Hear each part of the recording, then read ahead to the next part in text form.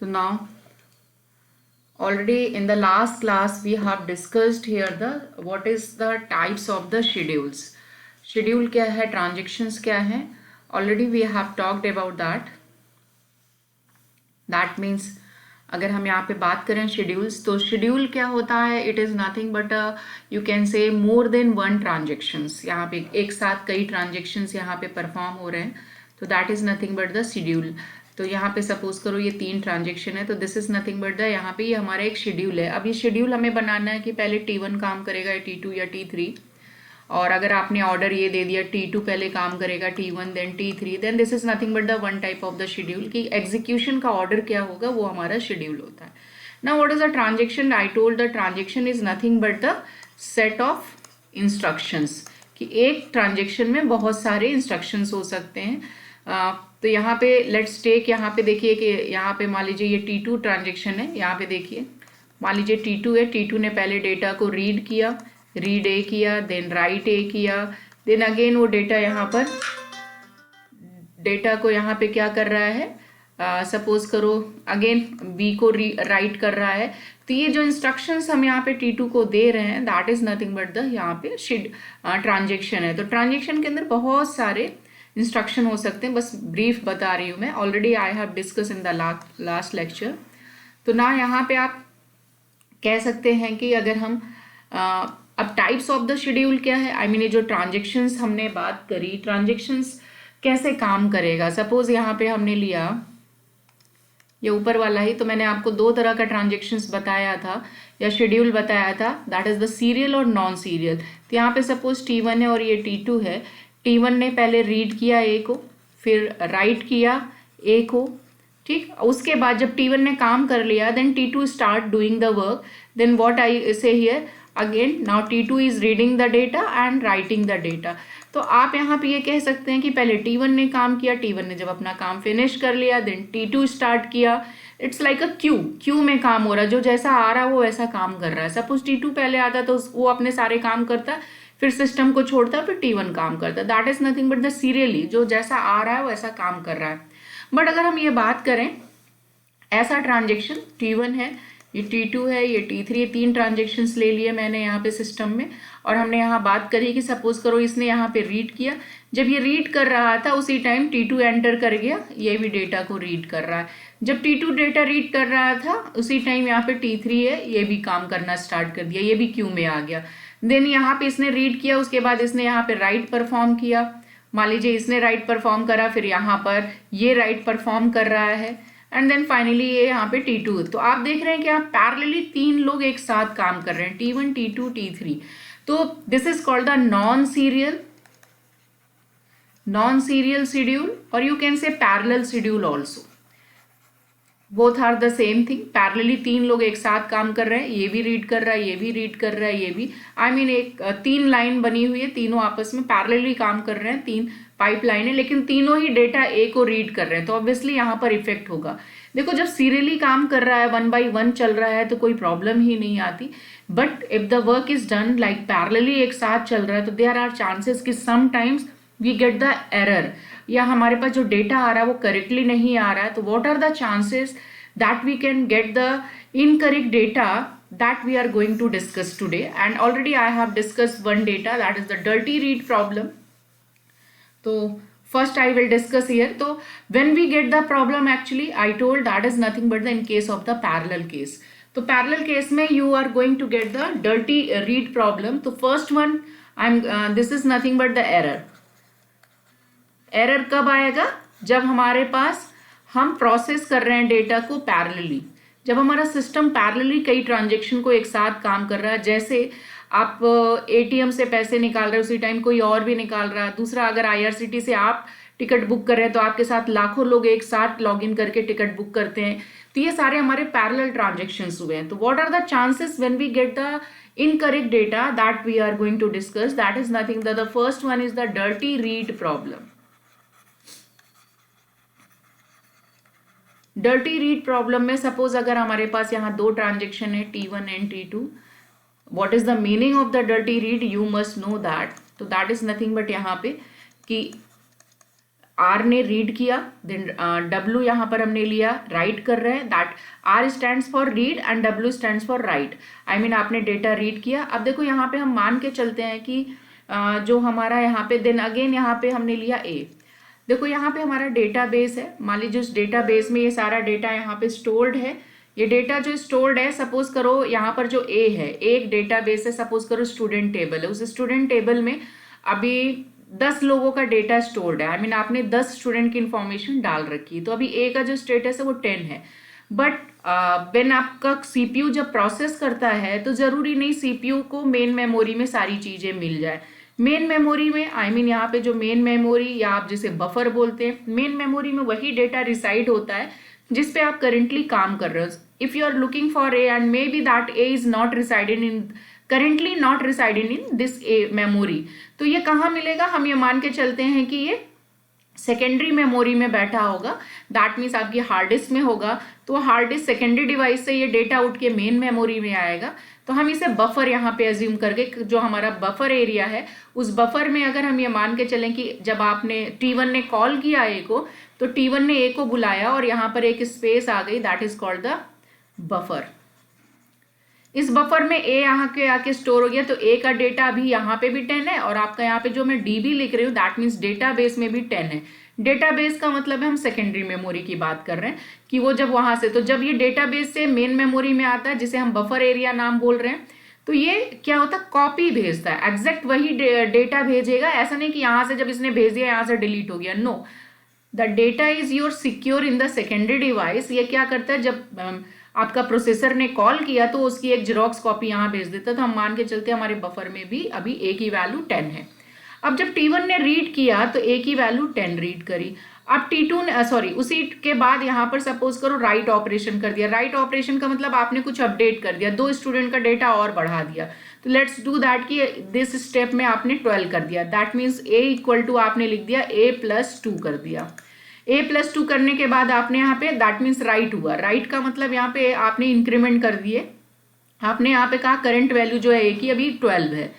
Now अब जब T2 यहाँ पर रीड करेगा, कैन एनीबडी टेल मी कि what data it will read? क्योंकि अब देखो जब T2 ने रीड किया तो T2 भी एक ट्रांजेक्शन है। कोई भी ट्रांजेक्शन सबसे पहले वो जाता है बफर के पास, मेन मेमोरी के पास, कि भैया तुम्हारे पास जो डेटा मुझे रीड करना है क्या वो अवेलेबल है? तो यहाँ पर उसे बफर में ए की वैल्यू मिल गई, वो यहीं से रीड करेगा। लेकिन अभी आप देखो यहाँ पर ए की वैल्यू पहले तो 10 थी, लेकिन बफर में अभी कितनी हो गई? क्योंकि इंक्रीमेंट होने के बाद ये 12 हो गई। कैसे 12 हो गई? क्योंकि आपने यहाँ पे इंक्रीमेंट लगा दिया, बट आपका डेटाबेस अभी अपडेट नहीं हुआ, वहां पर उसकी वैल्यू 10 है क्योंकि यहाँ पर इसने राइट किया था। राइट ऑपरेशन के बाद जो बफर अपडेट हुआ है 10 की जगह 12 हो गया है। अब जब T2 उसे रीड करने गया बफर में उसे 10 की जगह 12 दिखेगा, वो यहाँ पर 12 डेटा रीड कर लेगा। क्यों? क्योंकि वो तो डेटाबेस के पास गया ही नहीं ना। आई टोल्ड कि processor first check the data into the buffer or you can say main memory. If that data is not available in the main memory then it goes to the secondary device, that means your hard disk और जो भी आपकी secondary devices होंगी, pen drive, तो वहां से वो डेटा को फेच करेगा। If that data is available in the database then only it will fetch from the secondary device to the primary memory. तो यहाँ पर आ गया। अब यहाँ पर आप देखो कि ये तो अपडेट नहीं हुआ, ये अपडेट तभी होगा जब आप यहाँ पे सेव करोगे। सेव का मतलब कमिट, बट T1 ने अभी कुछ कमिट ही नहीं किया और T1 के बिना कमिट करे ही T2 ने डेटा को रीड कर लिया और रीड करने के बाद इसने यहाँ पे कमिट भी कर दिया कि भैया मैंने तो रीड किया और कमिट कर दिया। इसने यहाँ कमिट कर दिया, इसके कमिट करने के बाद ये कमिट कर रहा है, आई मीन ये सेव कर रहा है, T1 कर रहा है। तो आपने देखा T2 ने जो वैल्यू यहाँ पर उठाई वो कहाँ से उठाई? यहाँ पर बफर से उठाई। तो T2 ने एग्जैक्ट डेटा नहीं उठाया ना, ये तो अपडेटेड डेटा को उठा लिया जो कि T1 ने किया। अब अगर हम ये बात करें कि अगर यहाँ पर ये ट्रांजेक्शन फेल हो जाए, इफ आई टेक कि this transaction fail at this moment, I mean T1 के कमिट करने से पहले ये फेल हो जाए, तो आप क्या देखोगे कि जब T2 ने डेटा को रीड किया उसे 12 मिला। 12 मिलने के बाद इसने कमिट किया। जैसे यहाँ पे कमिट परफॉर्म होगा तो ये जो 12 बफर में था वो अपडेट हो जाएगा डेटाबेस पे, दैट मीन्स ये 10 यहाँ से कटेगा और अब डेटा, नया डेटा जो हो जाएगा 12 हो जाएगा। अब जब यहाँ पे मैंने कहा ये फेल हो गया, जब ये फेल हुआ फेल होने के बाद क्या होगा, ये रोल बैक होगा। जब भी सिस्टम फेल होगा तो आपका वो रोल बैक हो जाएगा। ट्रांजेक्शन ए जो है, ट्रांजेक्शन T1 जो है वो रोल बैक होगा। जब रोल बैक होगा तो इसने जो चेंजेस करे थे यहाँ पे वो अंडू हो जाएगा। आई मीन जो 10 था वो वापस 10 बन जाएगा। तो ये क्या करेगा, बफर में यहाँ पर अभी आपका क्या था, अभी 12 था, क्योंकि बेस्ड ऑन द T2 यहाँ पर ये 12 था, लेकिन इसने अंडू किया तो ये क्या हो जाएगा, वापस ये कट के 10 हो जाएगा। और जब ये 10 हो जाएगा, इसने तो अंडू कर दिया यहाँ पर, जब इसने अंडू कर दिया तो यहाँ पे आप देखोगे कि ये क्या हुआ, ये तो 10 का 10 ही रहा, बट यहाँ पे आपका जो डेटाबेस है वो इसकी वजह से 12 हो गया, क्योंकि इसने तो केवल रीड किया था बेटा डेटा, यहाँ पर इसने राइट नहीं किया था, राइट ऑपरेशन इसने परफॉर्म किया था, इसकी वजह से 12 हुआ था। लेकिन वो 12 तो अब दिखेगा नहीं, यहाँ पे तो इसने कमिट मार दिया था, कमिट मारने की वजह से इसने तो ये जो प्रॉब्लम आई, राइट के बाद जो सेकेंड ट्रांजेक्शन ने रीड किया वो क्या था, dirty read. This is called the dirty read. Dirty read problem क्या है, डर्टी रीड प्रॉब्लम क्या है, व्हेन uncommitted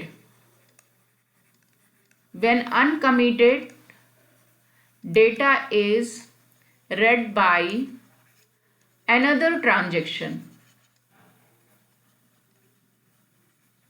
अनकमिटेड क्यों हुआ, क्योंकि T1 ने यहाँ डेटा को कमिट नहीं किया था और बिना कमिट करे इसने T2 ने उस डेटा को रीड कर लिया।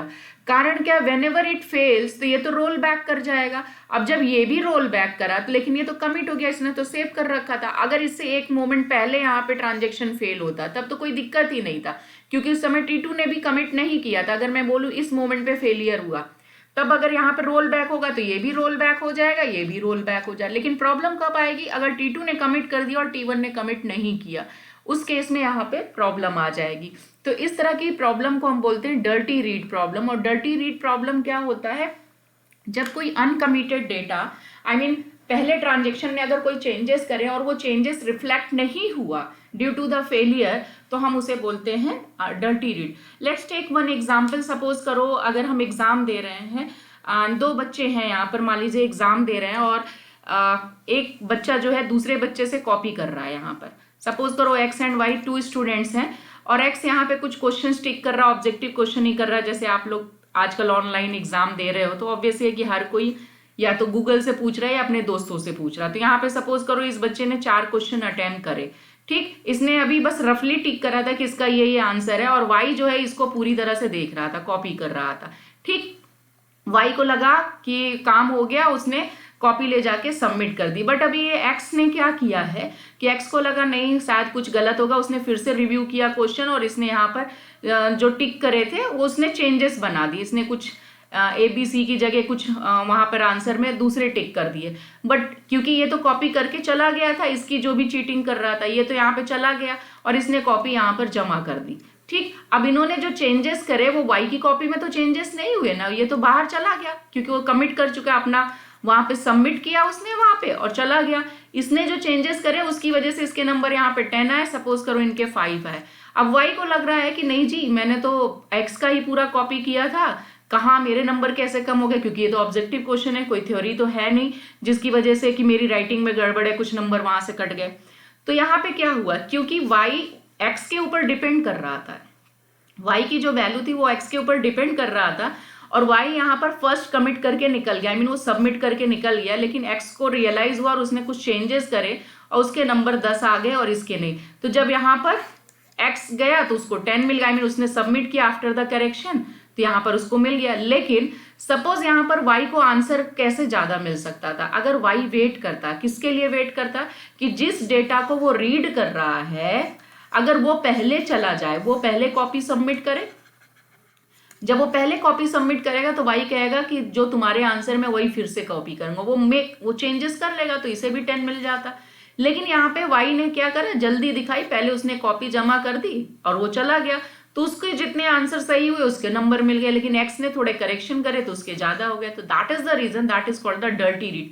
तो Y ने क्या डेटा रीड किया, डर्टी रीड किया। Dirty read in the sense कि उस समय X जो था श्योर नहीं था, जो उसने आंसर टिक करे थे उसने रफली किसी कागज पे ऐसे लिखा था जिसको Y ने रीड करा और चुपचाप चला गया। तो that Y is nothing but a dirty read, क्योंकि वाई अगर बाद में कॉपी जमा करता है तो वो एक प्रॉपर ट्रांजेक्शन, क्योंकि ये पहले कमिट करता है फिर वो लड़ाई करता है एक्स से, यार मेरे नंबर कैसे कम हो गया, टीचर से जाके लड़ाई करता है कि सेम आंसर थे। I am talking here the objective question, not the theory कि हाँ वहां पे डिफरेंस है। तो this is just small example कि यहाँ पे डर्टी रीड क्या आप उसे याद रख सकते हो कि इट्स लाइक कि टू स्टूडेंट्स से आपस में चीटिंग कर रहे हैं, अगर जो चीटर है वो पहले सबमिट कर रहा है तो वो डर्टी रीड कर रहा है। आई मीन क्योंकि ए जो होगा या एक्स जो है वो चालू होगा, वो बाद में आंसर चेंज कर देगा, उसे पता है कि वाई उसकी कॉपी कर रहा है। तो that is nothing but the dirty read problem. Now the next one is here the methodology, जहां पे आप डेटा करेक्टली रीड नहीं कर रहे हो when the transaction performs parallelly. That means the second problem is the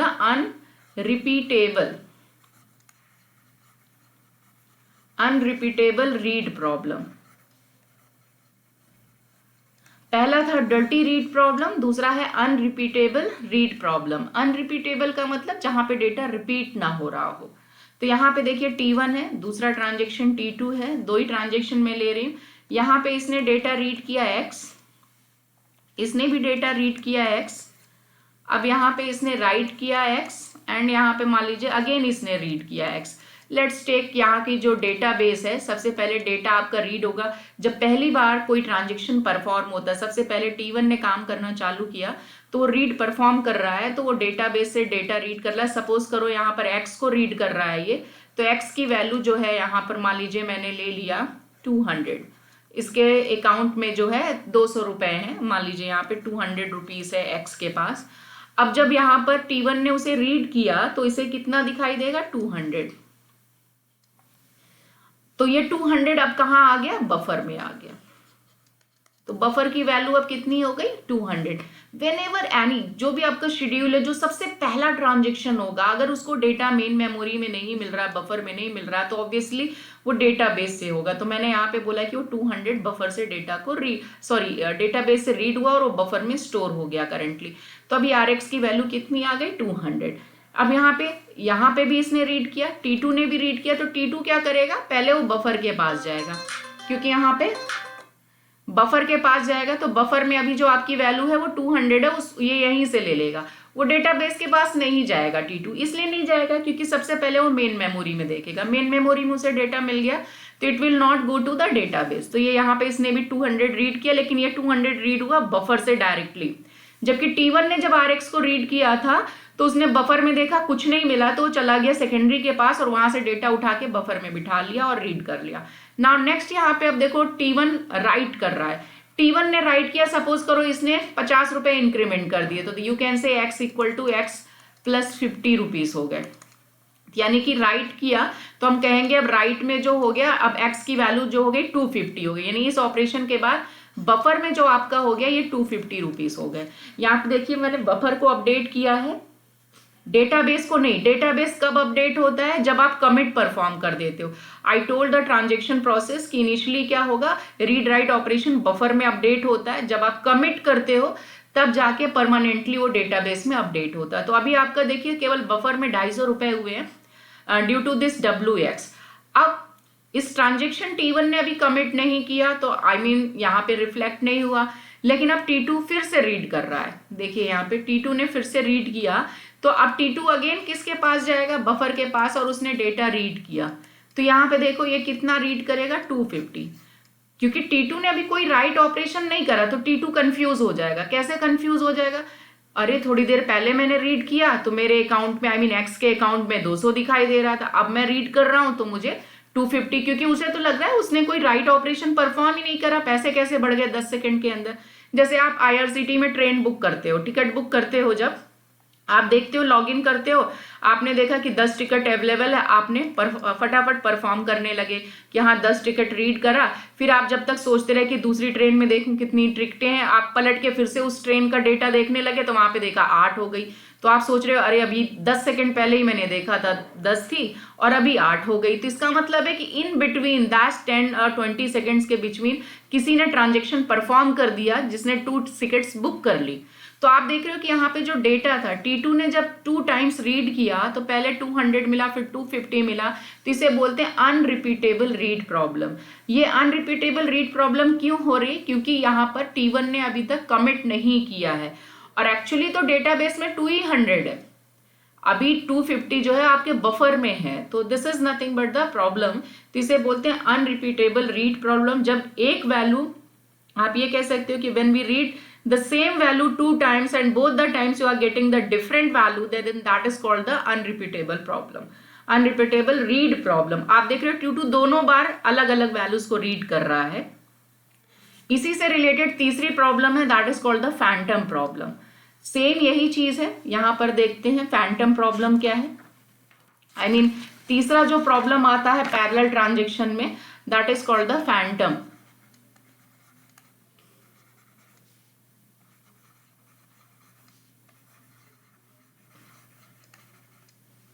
Phantom problem जो है,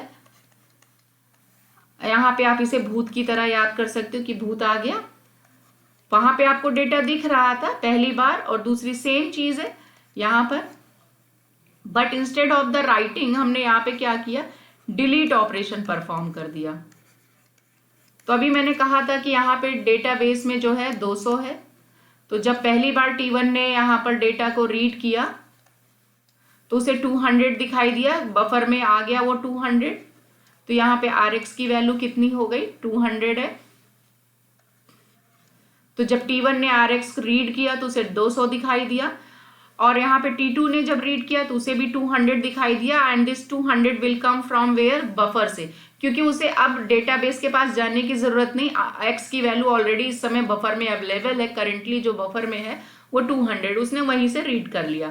then T1, उसके बाद देखो T1 का ये x परफॉर्म हुआ, आपने ऑपरेशन परफॉर्म किया डिलीट x, आपने x को डिलीट कर दिया, ये डिलीट हो गया, यानी जो 200 बफर में दिखाई दे रहा था x की वैल्यू, वो अभी क्या हो गई, 0 हो गई। दैट मीन्स यहाँ से ये डेटा का अस्तित्व ही खत्म हो गया, यानी x जो है गायब हो चुका है, यहाँ से x की वैल्यू अब कुछ भी नहीं है, 0 भी नहीं बोल सकते, 0 भी एक वैल्यू होती है, क्योंकि आपने SQL में देखा है कि delete from department where employee number is this, तो आप वहां पे क्या करते थे, जितने भी एम्प्लॉयज डिपार्टमेंट में काम करते थे वो सारे डिलीट हो गए 10 नंबर डिपार्टमेंट में, तो अभी कुछ नहीं है, डिपार्टमेंट का नाम जरूर दिखेगा बट वहां पे कोई वैल्यू नहीं है। तो जब अब यहाँ पे क्या है, अब फिर T2 ने उसको रीड किया, जब इसने रीड किया तो यहाँ पे मैसेज आया नो डेटा फाउंड, क्योंकि डिलीट हो चुका है ना सारा डेटा, आपका x का डेटा आपने डिलीट मार दिया।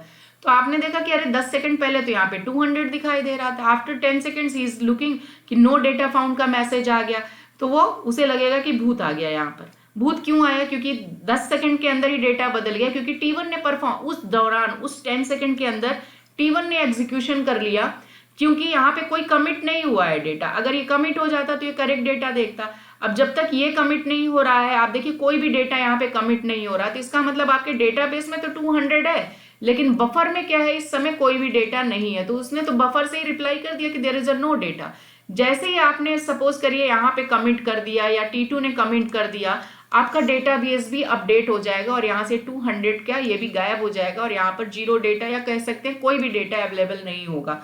लेकिन ये डेटा अगर आपने कमिट नहीं किया और सिस्टम आपने शट डाउन किया तो ऑटोमेटिक ये रोल बैक होगा, और नेक्स्ट डे या 1 घंटे बाद भी देखेंगे तो आपको डेटा यहाँ x में 200 दिखाई देगा, because you didn't committed here the data after deleting this, आपने कोई यहाँ पर कमिट नहीं किया है। तो this is called the Phantom read problem. The next one is यहाँ पर जो है जो चौथा मेथड है जो पैरेलल एग्जीक्यूशन में प्रॉब्लम करता है, that is the lost update problem. इसे लॉस्ट अपडेट प्रॉब्लम भी बोलते हैं और राइट प्रॉब्लम बोलते हैं, इसे राइट कॉन्फ्लिक्ट।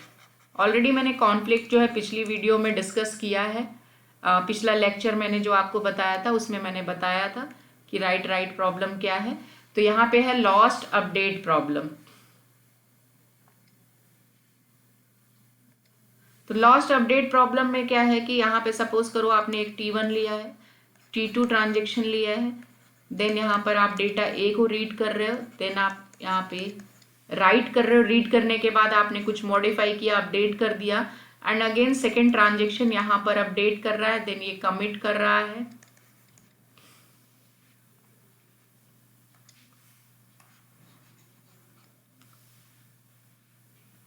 यहाँ पे ये कमिट कर रहा है। After committing this T2, T1 ने भी कमिट कर दिया डेटा को, ये कमिट हो गया।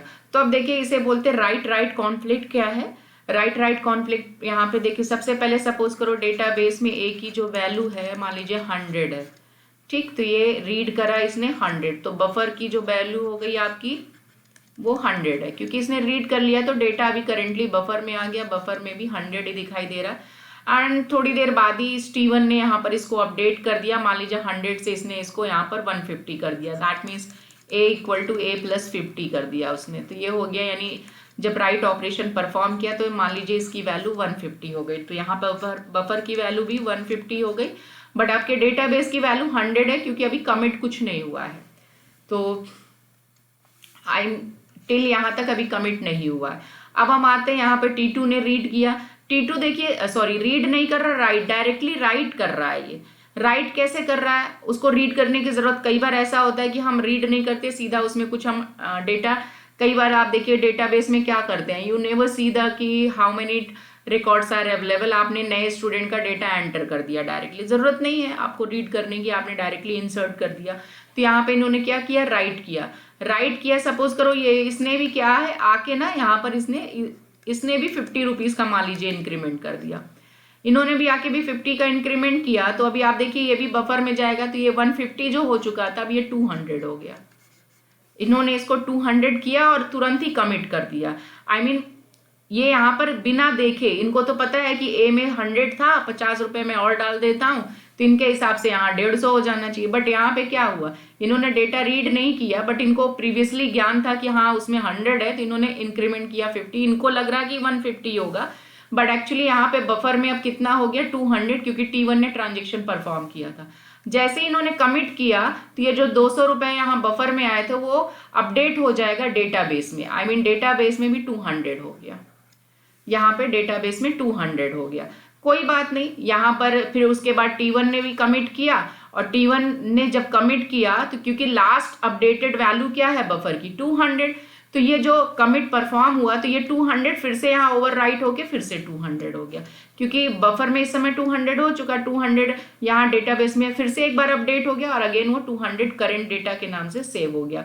तो अब आप देख रहे हैं कि T1 के हिसाब से जो वैल्यू होनी चाहिए ए की वो 150 होनी चाहिए, बट यहाँ पर आपने देखा कि ये 200 है, तो दोनों को ही डेटा डिफरेंट दिखाई देगा। तो ना यहाँ पे नेक्स्ट, यहाँ पे आप सपोज करिए इस मोमेंट पे फेलियर हो गया, यहाँ पर जहाँ पे मैंने ब्लू लाइन खींची है ये फेलियर हो गया, तो आप देख रहे हैं कि T1 तो कमिट नहीं कर पाया बट T2 कमिट कर चुका था, तो T2 ने कमिट कर दिया तो डेटाबेस में तो 200 हो ही चुका था, और T1 ने क्या किया, कमिट नहीं हो पाया, तो जहां पे भी फेल होता है सिस्टम का ऑटोमेटिक जो नेचर वो रोल बैक हो जाएगा, रोल बैक होगा, तो इसने जो अपडेट किया था यहाँ पर 100 को 150 करा था तो वो रोल बैक हो जाएगा। अब यहाँ पर क्या, जब रोल बैक हुआ तो ये जो आपका बफर था जिसमें अभी 200 था वो ऑटोमेटिक क्या होगा, अब आप बताओ, यहाँ पे 200 था तो 200 रहेगा या फिर आपका 100 बन जाएगा, क्योंकि ये तो रोल बैक हुआ।